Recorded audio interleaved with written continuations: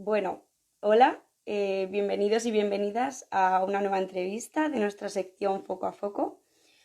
Hoy vamos a hablar sobre perspectivas de género, violencias machistas y empoderamiento.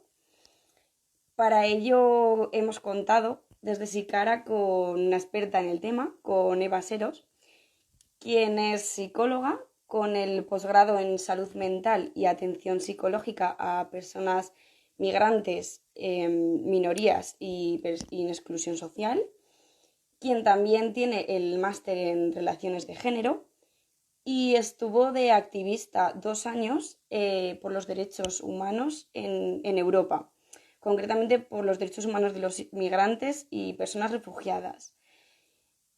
Y ella estuvo en los Balcanes y en Grecia.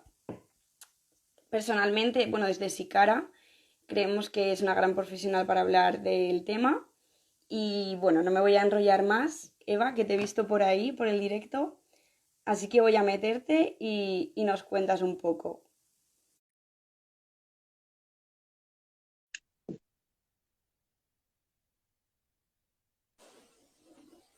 Hola Nuria, Hola Eva, ¿qué ya tal? estamos. Muy bien, ¿qué tal tú? Ya estamos. Bien, con muchas ganas de empezar y de que nos cuentes un poco qué tal. Qué bien, yo Porque, también. Un bueno, poco nerviosa, ¿Estás nerviosa? pero lo Yo justo también. para que esto salga bien, yo creo. Bueno, pues vamos a ver porque tenemos un ratillo de preguntas que nos han hecho nuestros seguidores y seguidoras. Sí, Así que si te parece bien, empezamos. dale. Venga. Vale, pues la primera pregunta que nos hacen, porque, bueno, antes de nada, hemos estructurado esto un poco para empezar a hablar de violencia machista, de género, etcétera. Luego pasaremos a los tipos de violencia machista, feminismo y acabaremos en el empoderamiento individual y colectivo. Entonces, la primera pregunta sobre la violencia es, ¿qué diferencia hay entre violencia machista, de género y doméstica? Parece que hay un Vale, poco de lío. sí, la verdad es que son términos un poco confusos y vale la pena saber la diferencia y saber distinguirlos bien.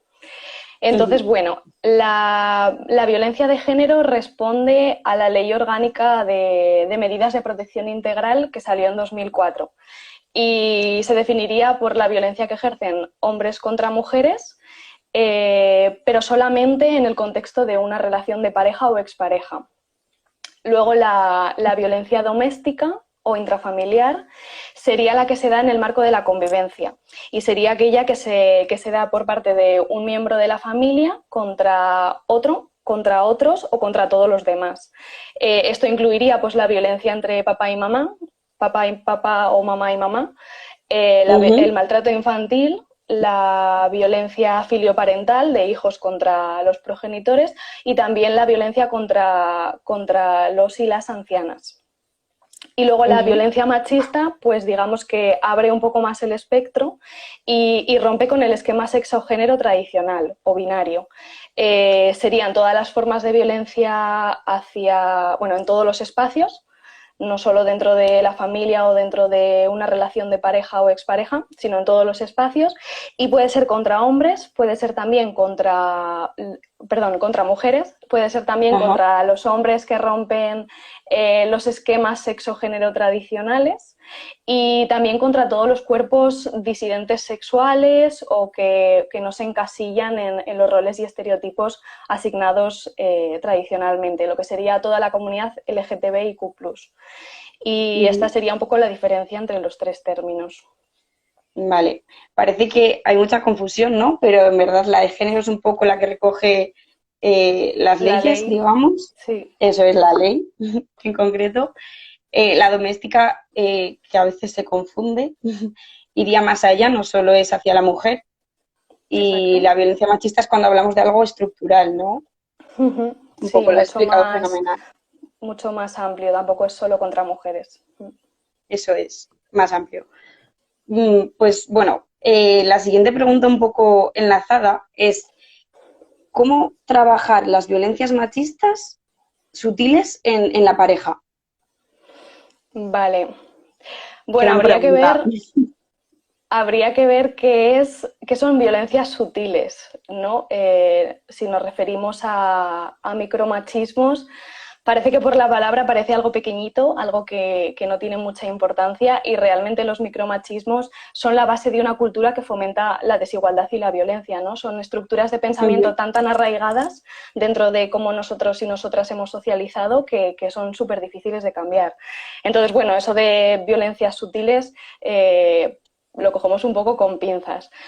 Pero bueno, centrándonos en lo que sería pues, el abordaje del machismo dentro de las relaciones, yo creo que hay que basarse más en la práctica y menos en la teoría. Y con esto quiero decir que a veces pensamos que para ser buenas feministas o para aplicar la perspectiva de género en todos nuestros ámbitos de la vida, incluido las relaciones de parejas, pues tenemos que tener una formación teórica muy extensa. Y esto no es así, esto no es indispensable.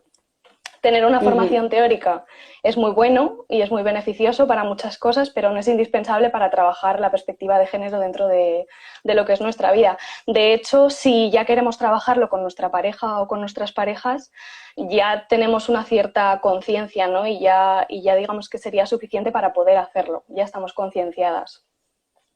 Y cuando digo que es mejor, que yo creo que hay que trabajarlo desde la práctica, me refiero más a trabajarlo desde la experiencia, desde nuestra experiencia. Pues ver un poco, hacer una revisión personal y identificar cuáles son los comportamientos machistas o las actitudes machistas que también nosotras mismas podemos tener. Porque al final nosotras también somos cómplices del patriarcado, ¿no? También hemos socializado en esta cultura y también tenemos pues esos pequeños detalles que aunque no queramos nos salen, ¿no? Entonces yo creo que el primer paso sería trabajarlo en nosotras mismas. Ver lo que hay y saber por lo menos lo que no queremos.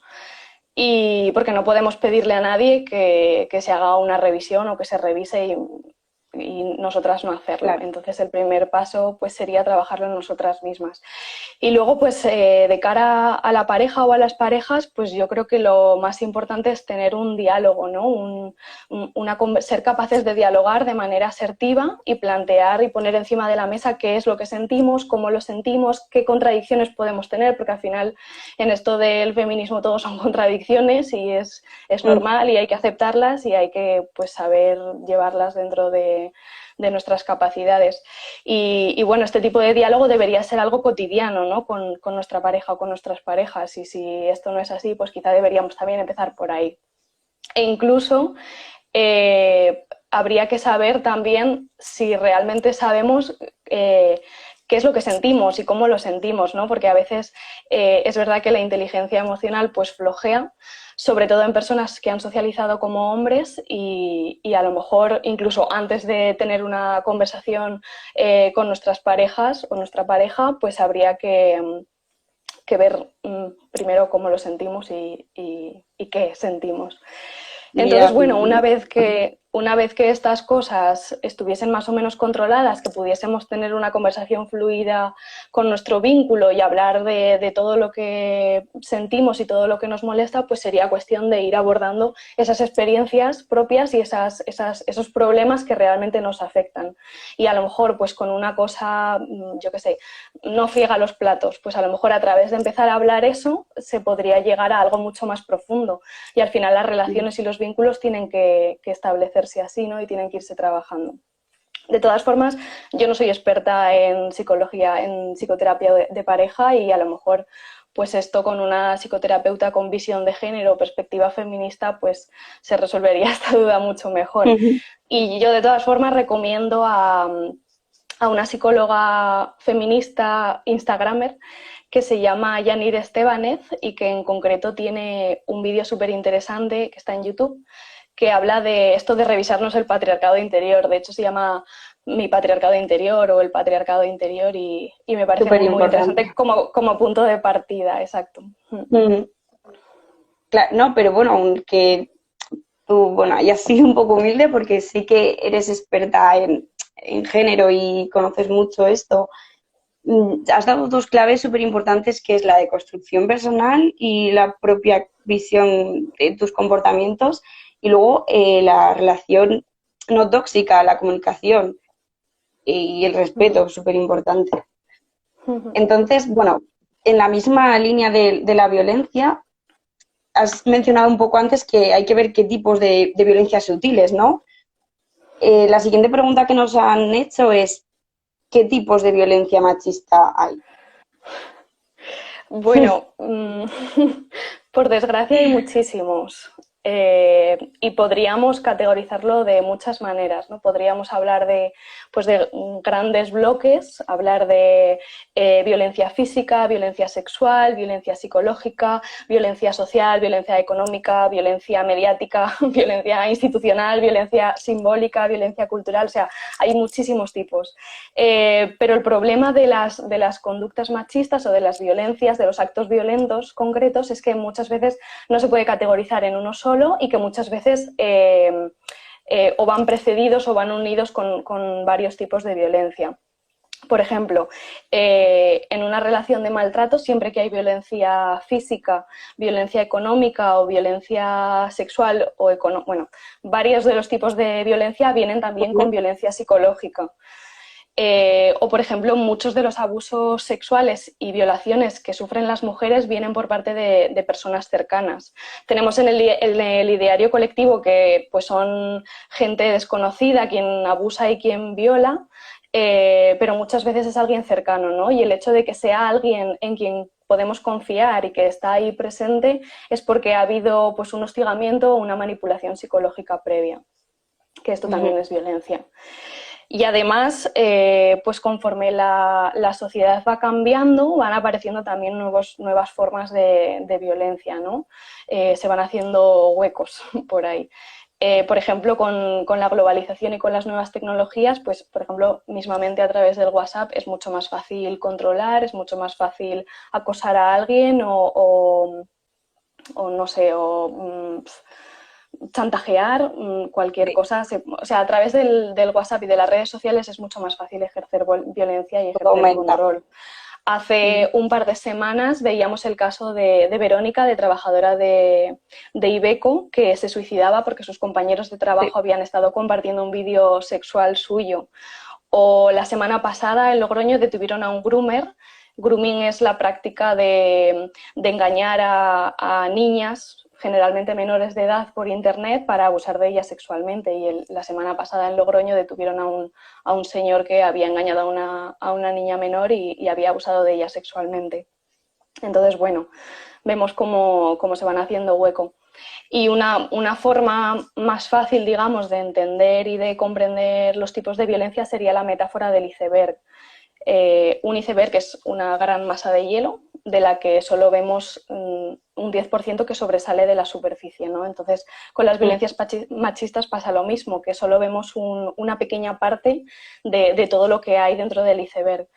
En el iceberg, o sea, en la metáfora del iceberg podríamos imaginar que en la punta superior estaría el asesinato de machista como forma más visible y más evidente de violencia machista, y luego en la parte que sobresale del agua, que son las violencias más explícitas y más visibles, pues encontraríamos la violencia física, la violencia sexual y algunas formas de violencia psicológica como los insultos, las amenazas o los gritos, por ejemplo. Y luego si nos metiésemos debajo del agua y viésemos el iceberg por la parte de abajo, pues ya encontraríamos algunas violencias que son menos identificables y que, bueno, responden a dinámicas mucho más sutiles también para que pasen más inadvertidas, como otras formas de violencia psicológica, como sería la humillación, el desprecio, la culpabilización o el chantaje emocional. Y ya si bajásemos muchísimo más y viésemos la punta inferior, allí encontraríamos pues todas las violencias, todos los elementos de violencia más estructural, pues que responden a patrones culturales o a violencias institucionales. Como patrones culturales pues encontramos desde los chistes machistas, las imágenes machistas que se usan en la publicidad, el lenguaje no inclusivo, los roles, los estereotipos y, bueno, todo el sistema de pensamiento binario que al final deja a mucha gente fuera, ¿no? Y como violencia Ujú. institucional, pues lo mismo. Pues en España, por ejemplo, violencia institucional es la poca formación de género de algunas figuras importantes como pueden ser los jueces y las juezas o los Ujú. agentes de policía, que al final son quienes deberían protegernos y el hecho de que tengan esta falta de perspectiva de género hace que nos sintamos todavía más desprotegidas, ¿no? O, por ejemplo, Sí. todas las trabas administrativas y burocráticas que tienen que enfrentar las personas trans cuando quieren cambiar su sexo oficial. Ujú. Las personas de género no binario cuando tienen que marcar una casilla en la que pone hombre o mujer y no se sienten representados o representadas en ninguna de esas dos casillas, ¿no? O yo qué sé, el caso de Juana Rivas fue un caso de violencia institucional muy mediático porque ella fue acusada de secuestro por no querer entregar a sus hijos a su Sí, maltratador. fuerte. Y bueno, por no hablar de toda la violencia institucional que sufren las mujeres migrantes cada vez que quieren hacer algún trámite, porque, o yo qué sé, se les pone trabas para todo, se les acusa, o sea, se utilizan prejuicios contra ellas de una manera brutal o sus papeles de Ujú. origen no se suelen tener en cuenta. En fin, que estamos rodeadas de violencia. Eso es. Yo creo que hemos Responderíamos a la nombrado pregunta, bastantes tipos. sí, sí, sí, responderíamos a la pregunta como infinitas que han comentado por aquí, por el chat. Bueno, lamentablemente hay muchas y es lo que comentabas. Mm, Contamos los asesinatos, pero hay muchísimo, muchísimo debajo. Sí. Y bueno, sobre violencia machista y para ser conscientes de esto es muy importante el feminismo. Y en este tema, una de las preguntas es, ¿el feminismo lucha por la igualdad de género manteniendo el género binario? Es decir, manteniendo hombre-mujer, la separación. Vale. Bueno, habría que hablar de feminismos, lo primero en plural, más que de feminismo, Ujú. porque no existe un feminismo que se adapte a todas. De la misma manera que las mujeres estamos atravesadas por muchísimas intersecciones, pues en función de nuestro color de piel, de si hemos nacido en el norte o en el sur global, de si hemos migrado, de si somos cis o somos trans, de nuestra religión, de si tenemos alguna discapacidad. Bueno, igual que las mujeres estamos atravesadas por todas esas cosas, existen multitud de feminismos que se adaptan a los problemas concretos de cada, bueno, no de cada mujer, pero sí de estas intersecciones, los problemas que tenemos que enfrentar según nuestra realidad. Así que la Ujú. respuesta así al feminismo, considera el género en términos binarios, pues es un poco complicada. Sí, un poco. Hay mujeres, hay feministas que se mueven en esos términos, ¿no? Que hablan pues, del sexo como hombre-mujer y el género como masculino y femenino. Yo también lo hacía cuando empecé a considerarme feminista, yo también trabajaba en esos términos. Es verdad que ahora ya no. Ahora yo sé que hay personas que no se sienten integradas en ese binarismo y en esa dualidad tan radical. Y me parece que ignorar esas otras identidades sería ejercer violencia sobre estas personas también, ¿no? Y Ujú. no es lo que yo considero que debería ser el feminismo. Creo que nadie debería tener la autoridad de decidir si una persona que dice ser género fluido lo es o no lo es. Igual que nosotras luchamos porque no se nos diga lo que tenemos que hacer y lo que somos. Entonces, bueno, creo que dentro de los feminismos no debería haber policías que marcasen qué es algo y qué no lo es. Y también quiero dejar claro Sí. que esto es mi punto de vista, Ujú.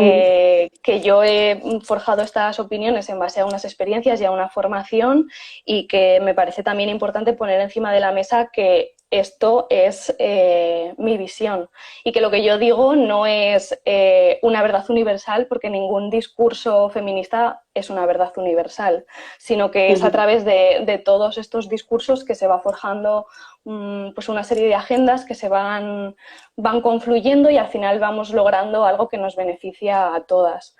Y yo, pues desde mi feminismo, lucho porque estas otras identidades sean integradas y sean visibilizadas. Igual que considero compañeras a las mujeres trans, porque las mujeres trans son mujeres.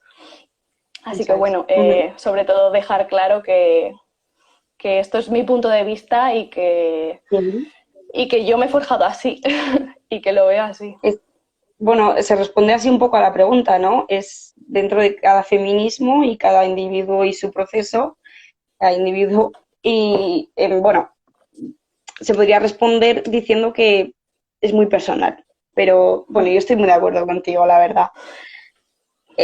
Pues ahora viene una pregunta un poco más complicada, que es, ¿qué es la teoría queer y cómo se relaciona con el feminismo? Vale. Bueno, queer viene del inglés raro, extraño, y es una palabra que se usa o se utilizaba de manera despectiva. Lo que pasa es que ha sido apropiada y bueno, ahora significa pues otras muchas cosas. Y digamos que las teorías queer, que también deberían ser nombradas en plural, porque también hay muchas y no todas defienden exactamente lo mismo, lo que pretenden es hacer una elaboración teórica de todas las disidencias sexuales. O sea, hacer una deconstrucción de las identidades sexuales que no son tradicionales y de las sexualidades no hegemónicas, también de las orientaciones del deseo no hegemónicas, y defienden el derecho a proclamar la existencia de estos cuerpos, poniendo en el centro pues, a las personas trans, a las personas de género fluido o género no binario, o las personas andróginas, bueno, en general a toda la comunidad LGTBIQ+, pero también ponen en el centro del debate pues, a todos los cuerpos que son considerados enfermos, a los cuerpos gordos no canónicos, a las personas discapacitadas, a las personas racializadas, a las putas, a las pobres, a todos estos cuerpos que al final quedan en los márgenes, ¿no? Lo que hacen las teorías queer es ponerlas en medio, a todos estos raros, ponernos en el centro y hablar de ellos en primer lugar, ¿no? Y yo creo que el feminismo también va de eso. Yo no soy experta en teorías queer y para eso recomiendo pues, leer a una de mis más grandes referentes, que es Judith Butler, es una filósofa feminista para mí clave en estos temas. Pero bueno, aunque no seas, o sea, no soy experta a nivel teórico, pero tampoco lo he vivido en mis propias carnes, ¿no? Yo no he vivido lo que es la transfobia o la queerfobia, pues porque tengo el privilegio de ser una mujer cis. Pero creo que el feminismo no debería dejar a ningún sujeto al margen.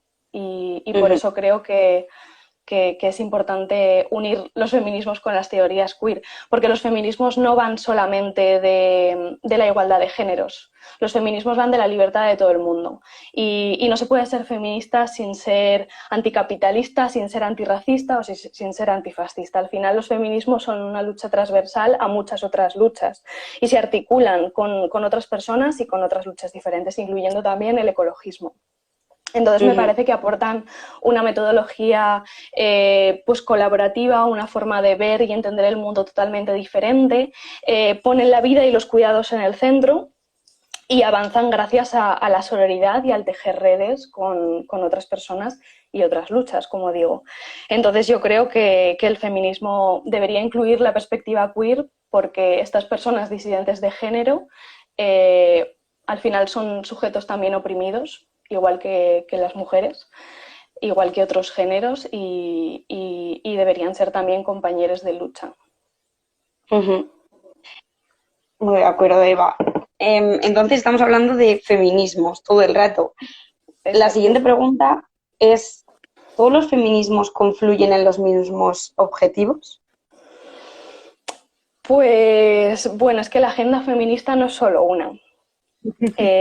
Podríamos hablar de una agenda feminista general donde hubiese enunciados también muy, muy generales, pues por ejemplo, como que las personas deberíamos tener pleno derecho en decidir sobre nuestros cuerpos. Es un enunciado muy, muy general, pero que en diferentes partes del mundo pues se lleva a cabo de una forma diferente según el contexto. Por ejemplo, en el tema de la maternidad. Las feministas gitanas hace pocos años luchaban por su derecho a tener hijas, porque se las coaccionaba para esterilizarse. Esto pasaba en España hace pocos años y lo mismo está pasando en otras partes del mundo donde mujeres negras, mujeres indígenas, mujeres pobres están siendo esterilizadas de manera forzosa.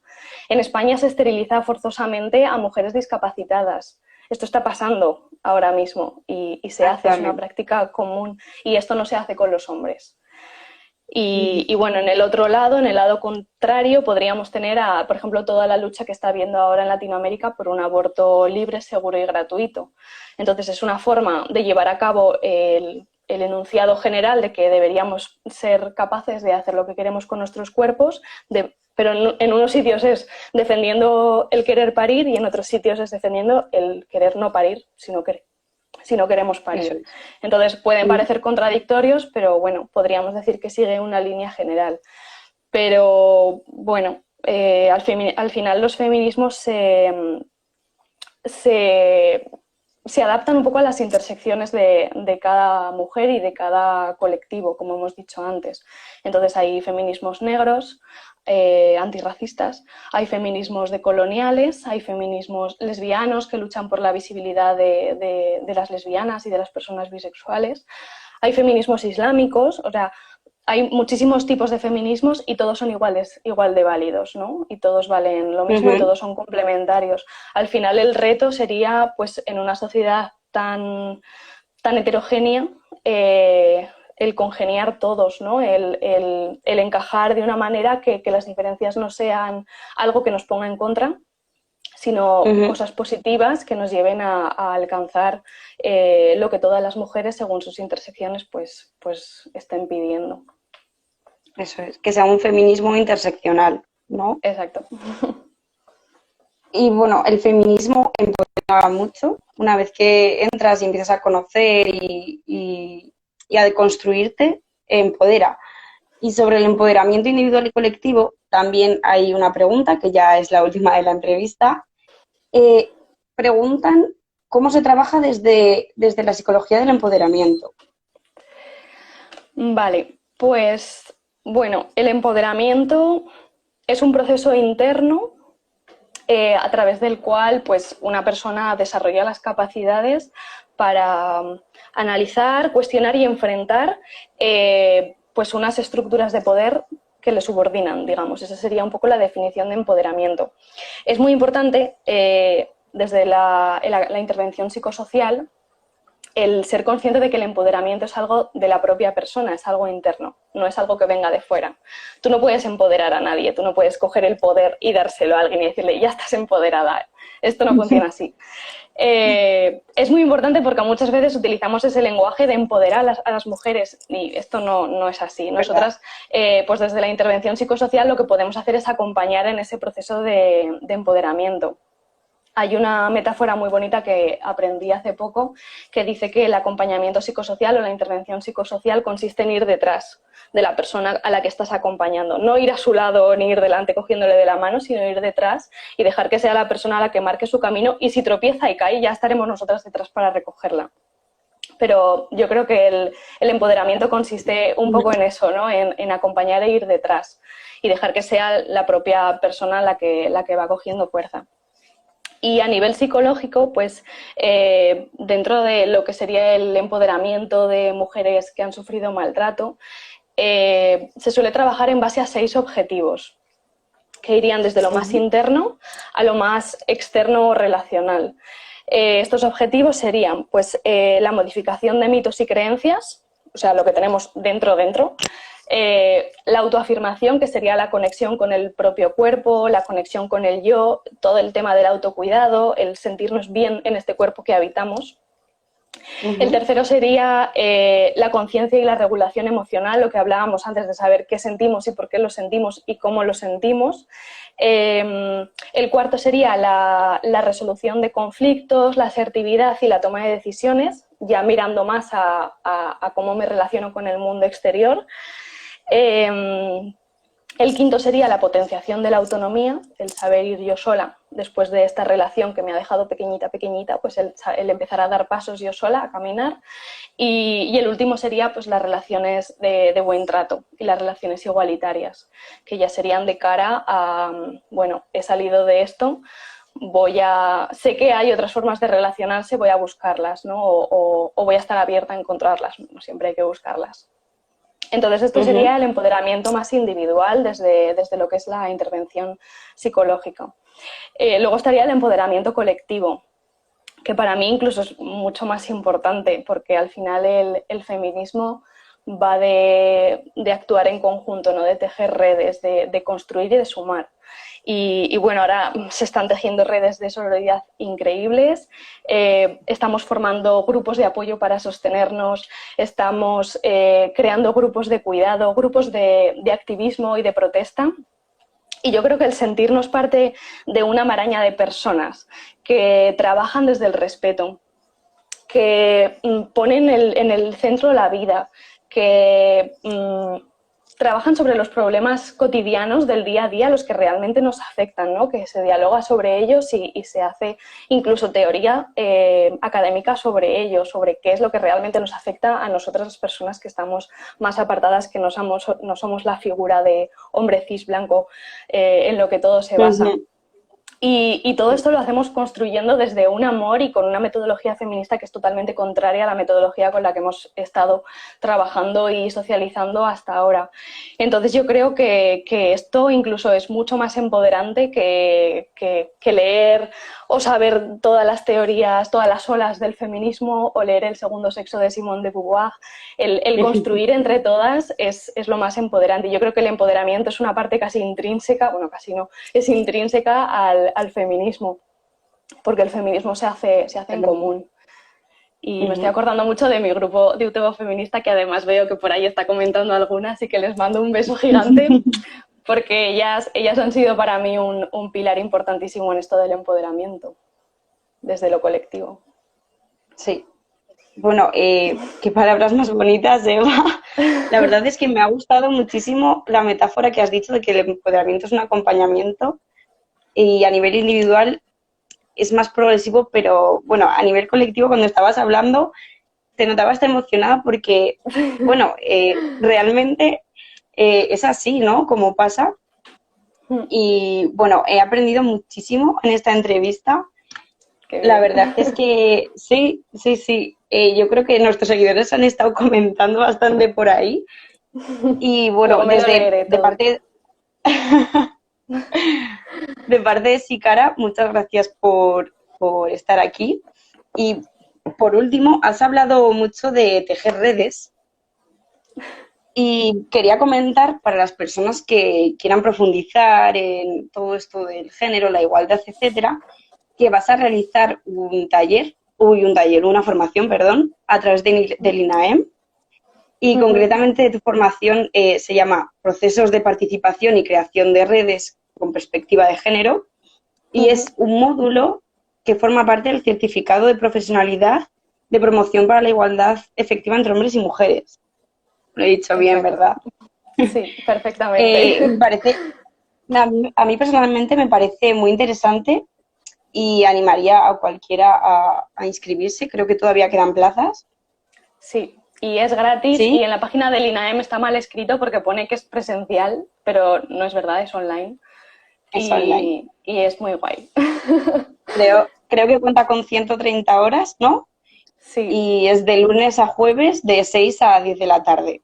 O sea que es bastante, bueno, yo creo que... Sí, son muchas horas. Bueno, pero se puede compatibilizar, ¿no? Siendo online y... Yo creo que sí. Bueno, es muy interesante. Habrá un poco de flexibilidad también con las personas que a lo mejor no puedan estar todo el tiempo. Aunque esto ya también hay 2 semanas de descanso, ¿no? Sí, exacto. Bueno, y empieza el 28 de julio para las personas que estén interesadas.